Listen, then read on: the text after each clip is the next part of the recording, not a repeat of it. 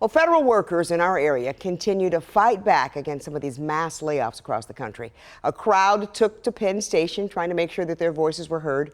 WMAR 2 News' Raven Payne spoke with demonstrators tonight. So, Raven, what are they calling for? Well, Kelly, workers tonight say all federal jobs need to be reinstated, and they won't budge on that. But they also call out to their co-workers and colleagues, telling them to not be silent and stand with them. Organize!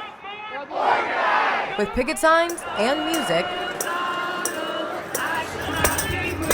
federal workers are determined to make their voices heard.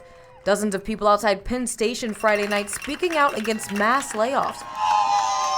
The demonstration was organized by the Federal Unionists Network. Lindsey Muniak with the network saying what President Trump's administration has done so far left them with no choice but to act.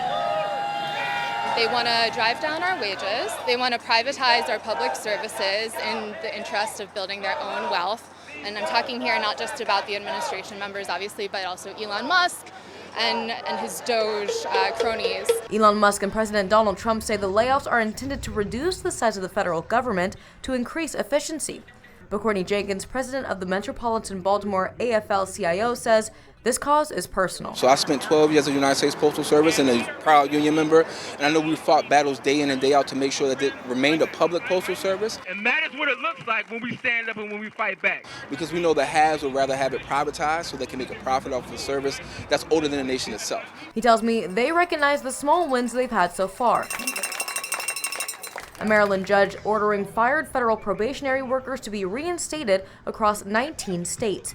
But Jenkins worries that ruling will fall on deaf ears. We're concerned that the administration won't honor these orders from the judges, while they've already kind of been quoted as saying these things are kind of up to them to follow. And we don't want to get into that position because then democracy is truly under attack and we then are in a true constitutional crisis. They call on the Trump administration and Doge to reinstate everyone they've laid off. When do we want it? Now! But they also call on other workers to stand with them. Together we have power.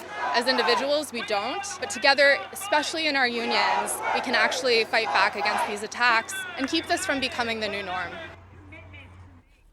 And they say they'll continue to hold demonstrations until their demands are met.